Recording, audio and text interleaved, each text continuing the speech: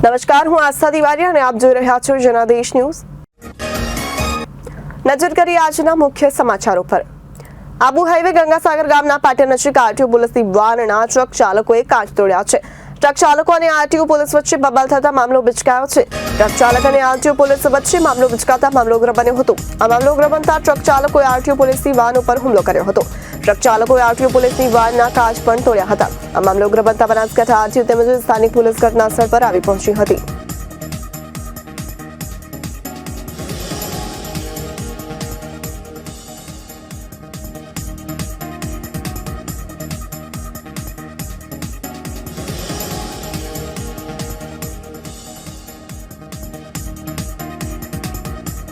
રાજકોટના ગેમ ઝોનમાં અગ્નિકાંડ બાદ રાજ્યની તમામ મહાનગરપાલિકાઓ દ્વારા ફાયર સેફટી માટેના કાયદાઓ સખ્ત કરવામાં આવ્યા છે। સુરત એસએમસી આ વખતે નવરાત્રિના આયોજકો માટે 30 શરતોની સાથેની ગાઈડલાઈનને બહાર પાડી છે, જેમાં કેટલીક નવી શરતો સામેલ કરવામાં આવી છે। નવરાત્રિ આયોજકોએ પંડાલમાં આવનારા ખેલૈયાઓ માટે વ્યક્તિ દીઠ 1 સ્ક્વેર મીટરની જગ્યા રહે તે માટેની વ્યવસ્થા કરવામાં આવી છે। તે રીતે સ્પેસ રાખવા માટે સહિતની અનેક કેટલીક શરતો રાખવામાં આવી છે। આ શરત રાખવા પાછળનું કારણ પંડાલોમાં થતી ભીડ ઓછી રહે તે માટેનું છે। નજીકના દિવસોમાં નવરાત્રિનો તહેવાર શરૂ થશે। દર વર્ષની જેમ વર્ષે પણ આયોજકોએ પંડાલ, એસી ડોમ, પાર્ટી પ્લોટ સહિતની જગ્યાઓએ ગરબા રમવા માટેનું આયોજન કર્યું છે, જેના માટે ફાયર ડિપાર્ટમેન્ટ પાસેથી મંજૂરી લેવાની પ્રોસેસ પણ શરૂ કરી છે। જોકે આ વખતે ફાયર ડિપાર્ટમેન્ટ ફાયર સેફટીની પરમિશનની ગાઈડલાઈન વધુ સખ્ત બનાવી છે। આ ગરબા પંડાલમાં પ્રતિદિન આવનારા ખેલૈયાઓને તમામ દસ્તાવેજી રેકોર્ડ પણ રાખવો પડશે। ઉલ્લેખનીય છે કે રાજકોટની ઘટના બાદ ફાયર ડિપાર્ટમેન્ટ શહેર ફાયર એનઓસી વગરની આશરે 1000 જેટલી મિલકતો સામે કાર્યવાહી કરી સીલ મારી દેવામાં આવશે। नवरात्रि के लिए जो मंडप या डोम वगैरह बनेंगे गरबा के लिए, तो उसमें अंदर कोई भी सिंथेटिक मटेरियल, थर्माकोल, इस तरह का जो डीजल, पेट्रोल, स्टोरेज, ये सब अलाउ नहीं करेंगे। और पेंट्री और कंप्रेशर वगैरह एसी के अंदर डोम के अंदर अलाउ नहीं रहेगा। और आजू बाजू में स्कूल है या पेट्रोल पंप है या रेलवे लाइन है, इसमें कम से कम 15 मीटर का गैप होना चाहिए उसके बीच में जो डोम बना रहे हैं। और हर एक 15 मीटर पे इमरजेंसी एग्जिट रहेगा और 1 चौरस स्क्वायर मीटर का एरिया रहेगा एक आदमी के लिए, उससे कम एरिया नहीं होना चाहिए। तो कैपेसिटी फिक्स कर दी जाएगी कि इतने लोग अलाउ है, और उसका जो संचालक है, उसको ऑर्गेनाइजर है, वो उसका रिकॉर्ड भी उसको रखना रहे। દિવાળીના તહેવારને ધ્યાનમાં રાખીને હોલસેલ કાપડ માર્કેટમાં અમદાવાદ એન્ડ સુરત એસોસિએશનના ચેરમેન લાકેશભાઈ લાલવાણીએ પ્રેસ કોન્ફરન્સ યોજી હતી। દિવાળીના તહેવારોને હવે ગણ્યા ગાંઠ્યા દિવસો જ બાકી રહ્યા છે અને અમદાવાદ શહેરની જનતા દિવાળી પહેલા આવતી નવરાત્રિને લઈ બજારમાં ખરીદારી કરતી જોવા મળી રહી છે। અમદાવાદ શહેરમાં રેડીમેડ અને ગાર્મેન્ટની દુકાનમાં આવનાર નવરાત્રિ અને દિવાળીના તહેવારોને લઈને તેજીનો માહોલ પણ જોવા મળી રહ્યો છે। के लिए अच्छे संकेत है, व्यापारियों के लिए अच्छे संकेत है। और दिवाली साल में एक ऐसा त्योहार होता है जो व्यापारी की कमर सीधी भी कर देता है और कमर तोड़ भी देता है। तो ये एक सीजन, एक ऐसा सीजन होता है जिससे पूरा व्यापार जगत और व्यापार का चक्रव्यूह बना रहता है। तो अगर ये सीजन अच्छी चली जाती है तो टेक्सटाइल बाजार में बहुत अच्छा माहौल और व्यापारियों के बीच में बहुत अच्छा खुशहाली का माहौल रहने वाला है। भूतकाल में जो दिवाली थी और इस बार जो दिवाली है, कोई डिफरेंट लग रहा है टेक्सटाइल बाजार के अंदर? टेक्सटाइल बाजार में माहौल ऐसा रह गया है कि पहले कोई भी मध्यम वर्गीय या कोई भी परिवार था तो वो ये सोचता था हम खरीदारी दिवाली पे करेंगे। दिवाली एक परचेसिंग मूवमेंट हुआ करता था आम जन के लिए, पर अब तो साल के 365 दिन दिवाली है। इंसान का जब मन होता है तब वो खरीदारी कर लेता है। पर दिवाली के अंदर एक उम्मीद होती है, हर परिवार को एक खरीदारी का एक अवसर होता है, बाजार में व्यापारियों के लिए अवसर होता है, क्योंकि हम लक्ष्मी की पूजा करते हैं। साल में एक बार ऐसा दिन आता है कि लक्ष्मी माता की हम पूजा करते हैं। 365 दिन धन कमाने वाले व्यापारी एक दिन सिर्फ उस धन की पूजा करते हैं, तो वो सीजन बहुत मायने रखता है व्यापार जगत के लिए, हमारे सनातन धर्म के लिए। तो दिवाली का सीजन अच्छा जाना यानी 364 दिन एक राहत का संकेत होता है। पिछली बार की बात करें तो सीजन ठीक था, इस बार उससे थोड़ा ज़्यादा अच्छा लग रहा है। जिस तरीके से माहौल बन रहा है, जो 15 दिन से बाजार में मूवमेंट आई है, तो पिछली बार की मुताबिक इस बार हम ज़्यादा अच्छा इस सीजन को मान सकते हैं। अप और डाउन के अंदर कितना डिफरेंट लग रहा है इस बार? डिफरेंस कुछ भी नहीं है, अप ही है, डाउन का कुछ नज़र ही नहीं आ रहा है। अप का मूवमेंट ही लग रहा है और हम तो यही कल्पना करेंगे, यही ईश्वर से प्रार्थना करेंगे, अप ही हमको व्यापारी की तो यही चाहत होती है सीजन अप रहे, डाउन की तरफ तो कभी हम जाते नहीं है। इस बार अप जा रहा है, अच्छी बात है, ऊपर वाला भगवान साथ दे रहा है। व्यापारियों का कपड़े में वैसे भी 6 महीने का काम रह गया, 6 महीने मंदी रहती है। और जो पूरे साल जो मैन्युफैक्चर अपना माल का उत्पादन करते हैं, प्रोडक्शन करते हैं, तो दिवाली पर वो सारा माल कंजप्शन की एक उम्मीद होती है कि पूरे साल का जो स्टॉक है हम दिवाली पर बेचकर अपनी पूंजी और अपने धन को इकट्ठा करेंगे।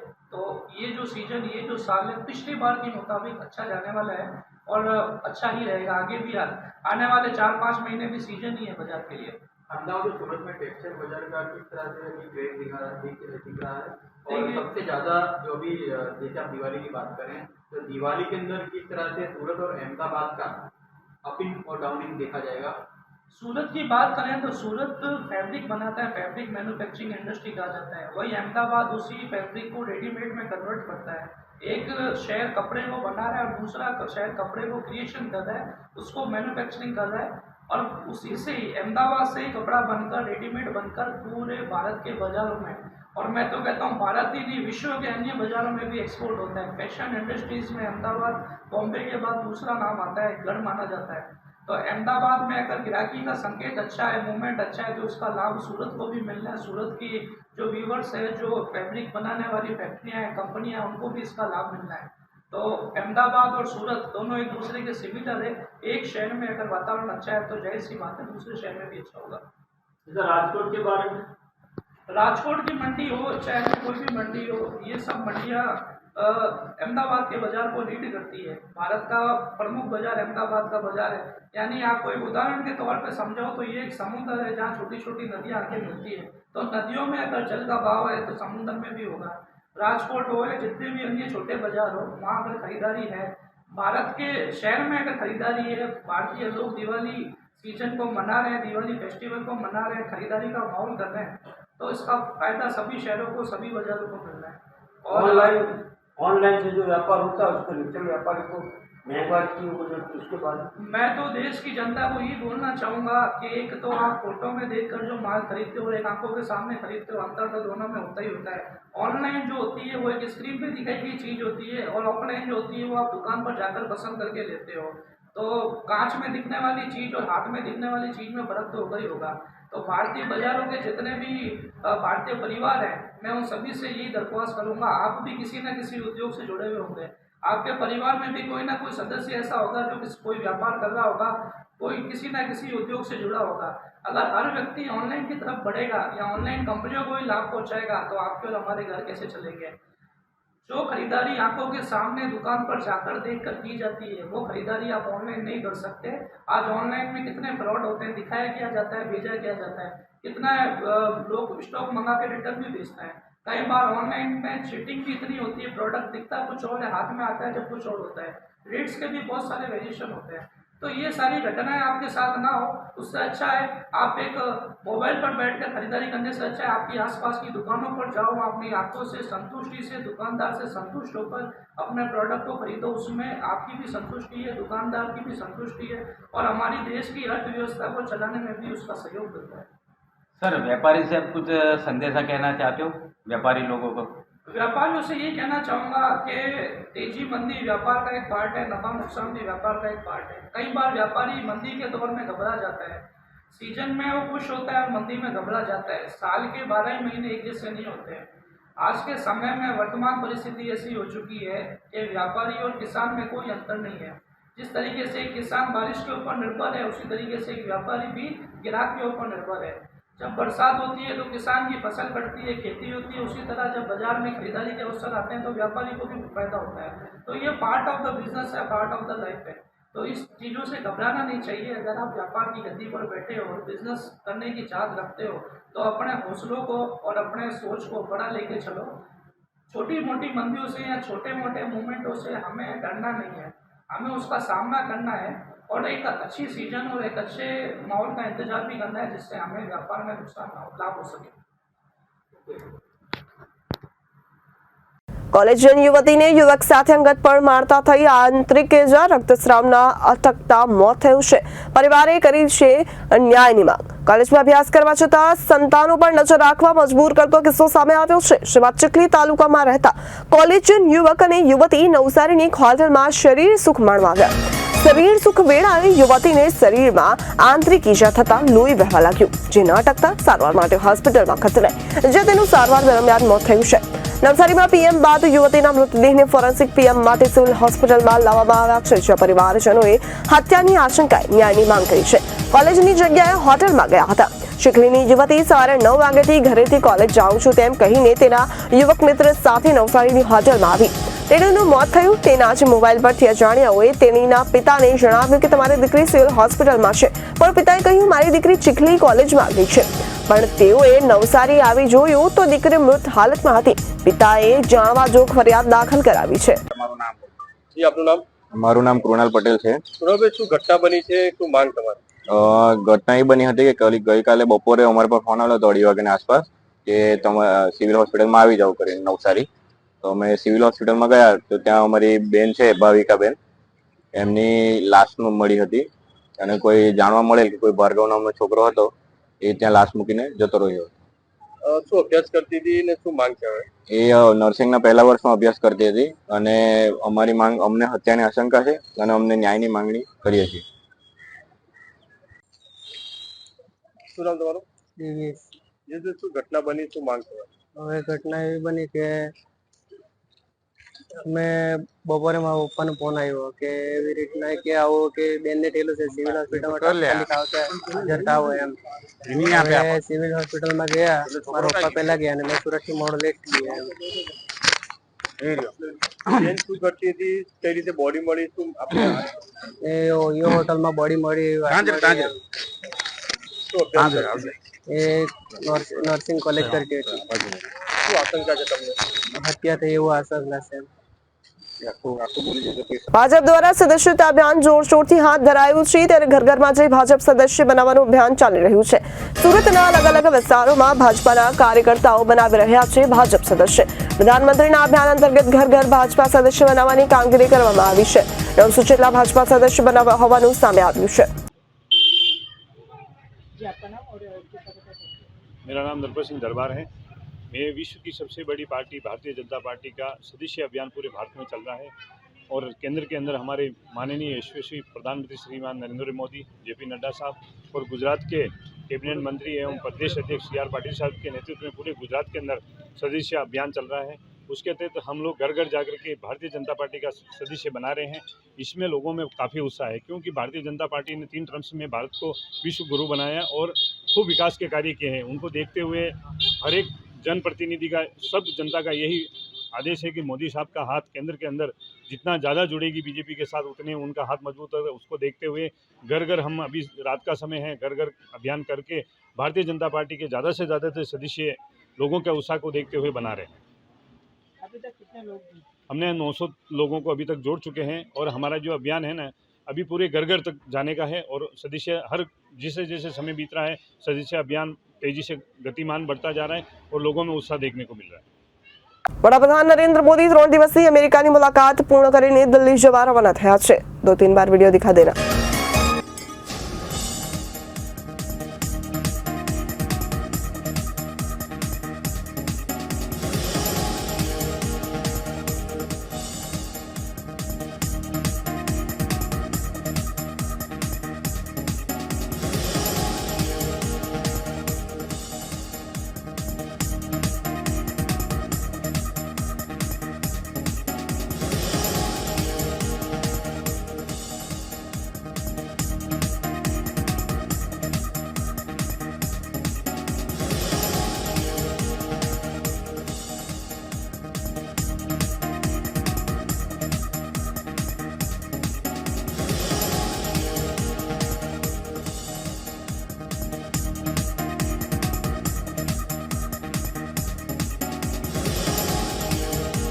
હરિયાણાના યુવાનો ડંકી કેમ બન્યા છે?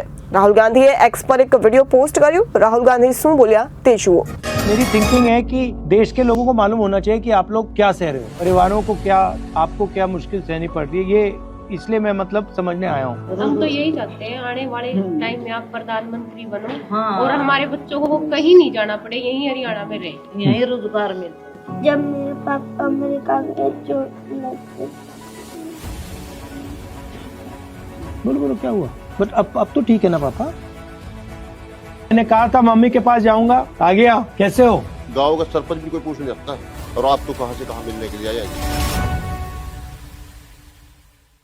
+2 के अंदर नॉन मेडिकल में 95% मार्क्स है। जो एग्जाम्स कंडक्ट हो रहे थे वो पेपर लीक हो जाते थे या फिर उनका रिजल्ट नहीं आता था। अब जैसे पीछे नीट का एग्जाम हुआ था वो लीक हो गया, कोई फ्यूचर नहीं दिख रहा था, न आगे जॉब्स थी, तो मैंने अमेरिका फिर डोंकी में आने का फैसला लिया। जमीन में जो पेस्टिसाइड यूज करते हैं उनके रेट इतने बढ़ा दिए हैं, और ना जो इतनी फसल होती है फिर ना उसके रेट मिलते हैं। गवर्नमेंट ने मतलब जितना खर्चा होता है उससे कम में जाता, मतलब घर से लगता है, उसमें देखा कि घाटा ही है, तो फैमिली के फ्यूचर के लिए आना पड़ता है। हमने सोच ली ये सरकार कुछ नहीं देने वाली है, इस कारण यहाँ पे आए। 5 या 7 साल यहाँ पे बढ़िया मतलब पैसा कमाऊंगा, और घर के जो हमारी स्थिति है उसको अच्छा कर कर मैं वापस इंडिया जाना चाहूंगा।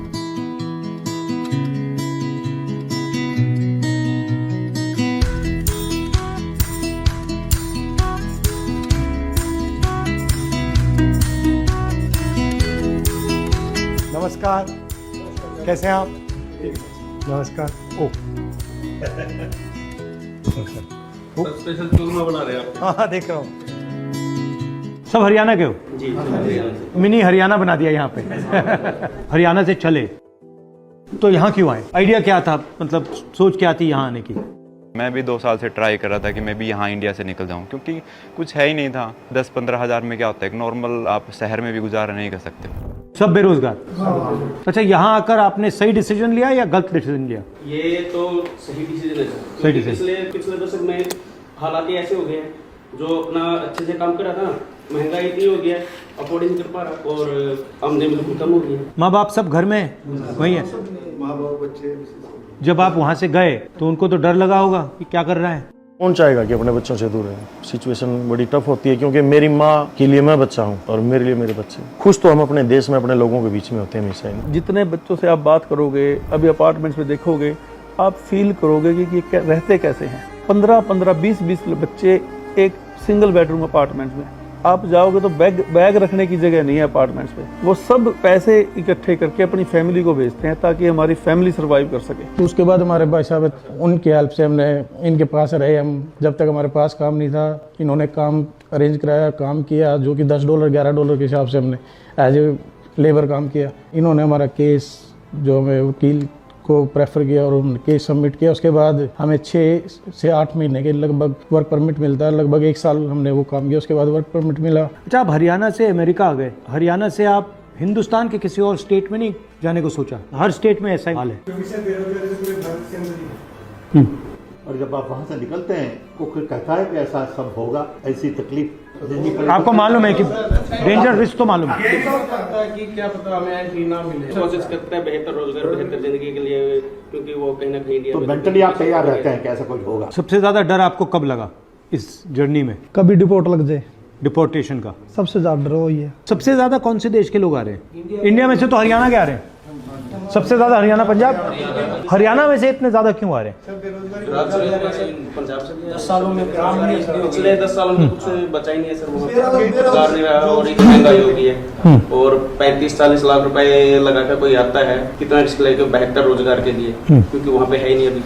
और कुछ लोग डिपोर्ट भी हो जाते हैं बाद में, फिर भी रिस्क लेते हैं, जान का भी रिस्क लेते हैं, काम धंधा बचा ही नहीं कुछ। 35 लाख से इंडिया में धंधा नहीं कर सकते, बचता ही सब कुछ भी पता ही नहीं है। रिस्क है, 35 लाख लगाने के बाद में कुछ होगा नहीं होगा। 35 लाख लगाएंगे तो कुछ ना कुछ हम यहाँ कमा सकते हैं। आपको ये लगता है ना कि 35 लाख रुपए मैंने ब्याज में लिया तब भी धंधा नहीं चल सकता?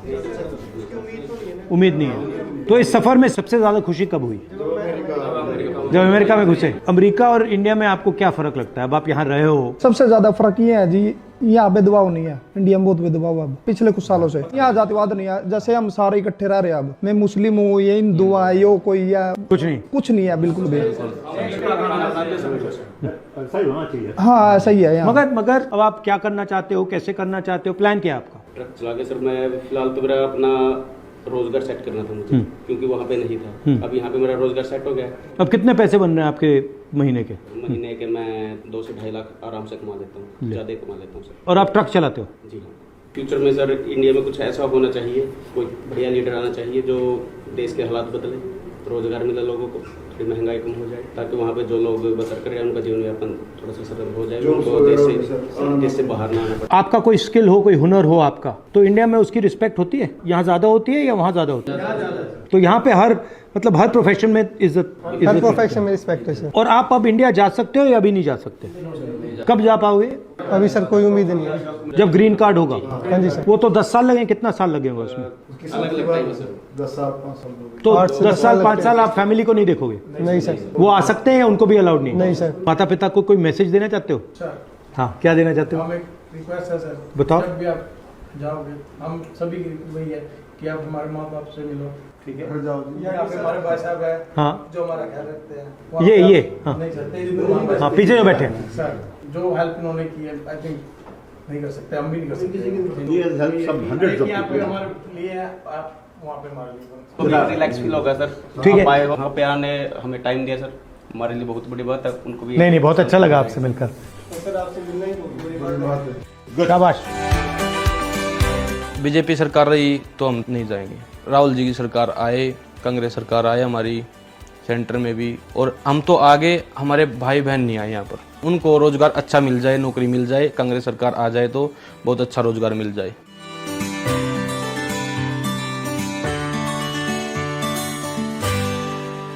तो आपको कैसा लगा कि ये अमेरिका गए? लगा तो बुरा, पर किया क्या जाए, चॉइस नहीं है यार, रोजगार तो है नहीं जी। रोजगार तो नहीं है ना, या कुछ काम ही नहीं है। मजबूरी में क्या करते सर, रात तो नींद नहीं आती थी जी। दोनों मियाँ मतलब रोते थे, बच्चे थे मगेर सुनेंगे रोएंगे जी, क्या फायदा जी। वहाँ में तो पता भी नहीं था जी, बेटे ने बताया लड़का है जी वहाँ, उसको मिल लिया, वो उन्हें बहुत हेल्प कर जी, बहुत हेल्प कर। तो आपको कैसा लगा? उसको बस सब याद करते हैं जी, सब रिश्तेदार याद करते हैं। उसके जाने के बाद मैं इतनी बीमार हो गई, मेरे 2 ऑपरेशन हो गए। उधर और रोता था, इधर मैं रोती थी हॉस्पिटल में। मम्मी आपका क्या हाल हो गया बेटा, क्या करे, कोई ले वाला भी, एक पापा है, किस किस को संभालेगा। घबराया होगा बिल्कुल। उन्होंने मुझे कहा कि आप हमारे परिवार से जाके मिलो, तो मैंने कहा ठीक है, मैं आके मिलता हूँ। सर आप तो भगवान आ गया है। उन्होंने कहा, उनसे मैंने कहा है कि जो मैंने वहाँ देखा मैं आपको बताऊं, तो वहाँ पे मतलब ठीक है। सर हमें यहाँ तो गांव का सरपंच भी कोई पूछ नहीं सकता है, और आप तो कहाँ से कहाँ मिलने के लिए आया जी। कोई एमएलए महाराज हमारे पास कभी आया जी, कोई दुख में सुख में, कोई और नहीं आया जी। ये बताओ जी, एक प्राइवेट नौकरी करते हैं 10,000 देता है सैलरी, कोई 12,000 देता है, उसमें बताओ 3 बच्चा की फीस भी है, पढ़ा क्या खर्चा नहीं है जी। सब कुछ प्राइवेट हो रहा है। हाँ जी, सब प्राइवेट। अस्पताल प्राइवेट हो रहा है। हाँ जी। कॉलेज यूनिवर्सिटी प्राइवेट हो रही है। हाँ। जॉब प्राइवेट हो रही है, सब ऐसे बोलते हैं जी, अगर जी ये कार्ड बनवाते हैं अभी फ्री में लिहाज होगा, किसी का जो किसी का नहीं होता, पूछते भी कौन जी। 10 साल लाइन में लगा रखे जी, हरियाणा सरकार ने 10 साल लाइन लगा रखी है जी। आज ये कर दो, आज वो बदल दो, आज ये कर दो, आज होता कि। नमस्कार, कैसे हो? मैंने कहा था मम्मी के पास जाऊंगा, आ गया। कैसे हो? इसके जो अब खुश लग रहा है? वैसे तो ठीक हो जाता, ये जो खाने पीने की मशीन गई है ना, अंदर से ये सारी टूट गई। नहीं, ठीक हो जाएगा। मैं आपकी फैमिली से बात कर रहा था, कितना मतलब मुश्किल रहा है आपके लिए। हाँ, मेरे लिए तो भी मुश्किल है जी। हो जाओगे ठीक, कोई घबराना नहीं है। मेरी थिंकिंग है कि देश के लोगों को मालूम होना चाहिए कि आप लोग क्या सह रहे हो, क्या क्या मतलब आपको सहना पड़ रहा है, परिवारों को क्या, आपको क्या मुश्किल सहनी पड़ रही है, ये इसलिए मैं मतलब समझने आया हूँ। हरियाणा में सर 2014 से पहले खुशहाली थी, सारा कुछ ठीक। ये सब हरियाणा से क्यों जा रहे हैं? हरियाणा में रोजगार तो नहीं है, कुछ नहीं रोजगार जी। 14 के बाद तो खत्म हो गया जी, 2014 के बाद खत्म हो गया रोजगार यहाँ, सब प्राइवेट कर दी जी। अब आपकी सरकार आओगी जी, आपकी सरकार में रोजगार कुछ होगा जी। हाँ बस इससे सरकार में लगाया बैठे जी। मैं जी 2012 में लगा था जी आपके राज में। आप कुछ कह रही थी? यही कहते हैं आपकी सरकार आया, ऐसा करो कुछ कि जो गए आगे किसी और को नहीं जाना पड़े। ये जो गए ये तो मजबूरी है सर इनकी। मेरे पास भी 2 बेटे हैं। हम तो यही चाहते हैं आने वाले टाइम में आप प्रधानमंत्री बनो। हाँ। और हमारे बच्चों को कहीं नहीं जाना पड़े, यहीं हरियाणा में रहे, यहीं रोजगार मिल जाए। आएंगे ना पापा, आएंगे ना, बस जाना तेरे को वहाँ जाना है। आने वाले समय में सर प्रधानमंत्री बने। जाना चाहते हो तुम अमेरिका, जाना चाहते हो? पापा से मिलने तो जाओगे? ठीक है ठीक है, पापा से बात करनी, बात करो, कोई प्रॉब्लम नहीं। इमोशनल है बहुत ज्यादा। अच्छा है, होना चाहिए इस एज पे। अगर इमोशनल नहीं होगा तो कब होगा? इसको पता कब लगा कि पापा चले गए? जैसे रात तोते ये होता भी पापा चाहिए घर पे, पापा होने चाहिए, पापा के साथ बैठना, खाना खाना, ये सब मिस करता। तो बोलता पापा आप मुझे क्यों छोड़ के गए? ये मैंने हो गया एकदम मैंने दिखी हो गया खराब तो गई थी मैंने क्या क्या हाँ रोने की जरूरत नहीं बेटे, मैं भी बहुत जल्दी आऊंगा, चिंता न करो। नमस्ते भाई प्रदीप। नमस्कार सर। नमस्कार। बोलो बोलो। ये ऐसे इमोशनल हो जाता है जी मेरे को देख के। हाँ होगा, बिल्कुल होगा। बहुत बहुत धन्यवाद करता हूँ जी, आपने मेरी फैमिली को टाइम दिया, आप वहाँ जाके मिले, मेरे को बड़ी सांत्वना हुई जी, बड़ा ये फील हुआ जी। हाँ मेरे बच्चे सुरक्षित है और मैं बिल्कुल ही चिंता नहीं है जी मुझे किसी भी प्रकार का। घबराना नहीं आपको, तुम्हें भी नहीं घबराना, ठीक है। अब थोड़ा ये है जी, हमारी कोई तो सुनेगा तो जी। ठीक है बेटे, चिंता न करे, तू आराम से बैठ जा, कोई बात नहीं, मैं भी जल्दी आऊंगा। अपनी मम्मी के पास बैठ जा। मेरी एक बात सुन लो, मैंने तो बोलो। आड़ा को नहीं आऊंगा अमेरिका में, मतलब शायद लग गया। क्या कह रहा है, क्या कह रहा है? आप यहाँ नहीं आओगे, मेरे को डर लग रहा है। हाँ आज हाँ बिल्कुल जल्दी आ जाए। बात की जनता ठीक रहे जहाँ आने वाले, बच्चे के साथ नहीं होना चाहिए। ये आप ही कर सकते हैं सर, आप में थोड़ा बहुत दिख रहा है जिन्हें कि कोई बुरा हाल हो गया तो फिर आप कीमत करके मेरे पापा को जल्दी बुलाओ। किसी भी कीमत पे मेरे पापा को ठीक है। आप वहाँ पर जाके भी देखो। जाके आए थे वहाँ। मैं वहाँ से तो आया हूँ, पापा से मिल के आए। पापा से मिल के आया हूँ, इसीलिए तो आया हूँ मैं यहाँ तुमसे मिलने। पापा ने भेजा है मुझे, तुम्हारे पापा ने भेजा है। भेजा था, आपने भेजोगे। उसका देख सारा मार तो मिल के गई, उतार तो मिलना आए हैं यहाँ स्पेशल। ये सर हमसे मिलने आया और आपसे भी मिले होगे, आपने पता है ना। हाँ पूछ कर देख, सब कुछ तैयार है, कोई दिक्कत वाली बात नहीं है। सब कुछ ठीक है और सिर्फ ठीक रहना। ठीक ही है, सब कुछ सब सही है। जब मेरे पापा अमेरिका गए जो लगे। बोलो बोलो क्या हुआ? बट अब तो ठीक है ना पापा? अच्छा क्या हुआ बताओ, कैसे क्या लगी बताओ, मुझे बताओ बताओ कहाँ लगी चोट आपको? बताओ कहाँ लगी? सब नहीं बोलने का नहीं सर, सभी बच्चों सर यही हाल है। सर, कोई मतलब माँ बाप यही सोचता है कि किसके फादर भी बाहर हो, कौन सोचता है? अब ठीक है बिल्कुल। बात नहीं की तुमने अभी पापा से? बात की ना, तो अब ठीक है ना?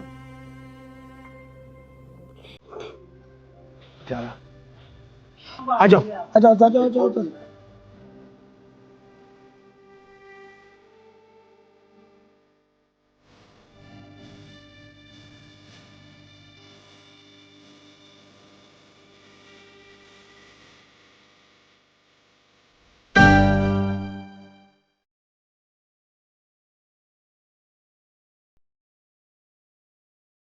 યુનાઇટેડ નેશન્સ જનરલ એસેમ્બલી 79ના સત્રમાં બોલતા વડાપ્રધાન મોદીએ કહ્યું કે માનવતાની સફળતા યુદ્ધના મેદાનમાં નહીં પણ આપણી સામૂહિક શક્તિમાં રહેલી છે। વૈશ્વિક શાંતિ અને વિકાસ માટે વૈશ્વિક સંસ્થાઓમાં સુધારા મહત્વપૂર્ણ છે। સુધારાઓ સુસંગતતાની ચાવી છે। Friends, success of humanity lies in our collective strength, not in the battlefield. और वैश्विक शांति एवं विकास के लिए ग्लोबल संस्थाओं में रिफॉर्म्स आवश्यक है। Reform is the key to relevance. African Union को नई दिल्ली समिट में G20 की स्थायी सदस्यता इसी दिशा में एक महत्वपूर्ण कदम था। वैश्विक शांति और सुरक्षा के लिए एक तरफ आतंकवाद जैसा बड़ा खतरा है तो दूसरी तरफ साइबर, मैरीटाइम, स्पेस जैसे अनेक संघर्ष के नए मैदान भी बन रहे हैं। इन सभी विषयों पर मैं जोर देकर कहूंगा कि global action must match global ambition. Friends, technology के सेफ और रिस्पॉन्स। અમેરિકામાં ગૂગલના સીઈઓ સુંદર પિચાઈએ પીએમ મોદીના જોરદાર વખાણ કર્યા। પીએમ મોદી તેમના અમેરિકન પ્રવાસ દરમિયાન તેમને મળ્યા હતા। સાંભળો શું બોલ્યા। Prime Minister has been focused on transforming India with his Digital India vision. He pushed us to continue making in India, designing in India. We are proud to now make our Pixel phones manufactured in India. He is really thinking about how AI can transform India in a way that benefits the people of India. He challenged us to think about applications in healthcare, education, agriculture, and he's also thinking about the infrastructure of India, be it data centers, power, energy, and investing to make sure India can transition. And we are proud to be partnering with India. We are robustly investing in AI in India, and we look forward to doing more.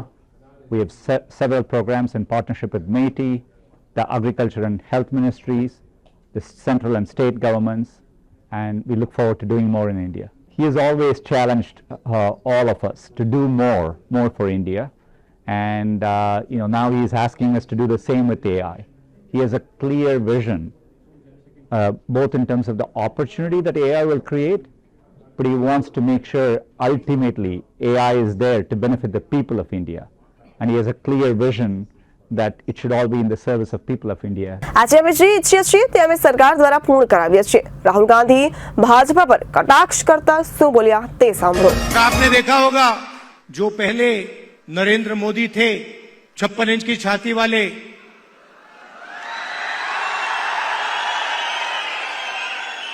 आपको उनका चेहरा दूर से दिखाई देता है.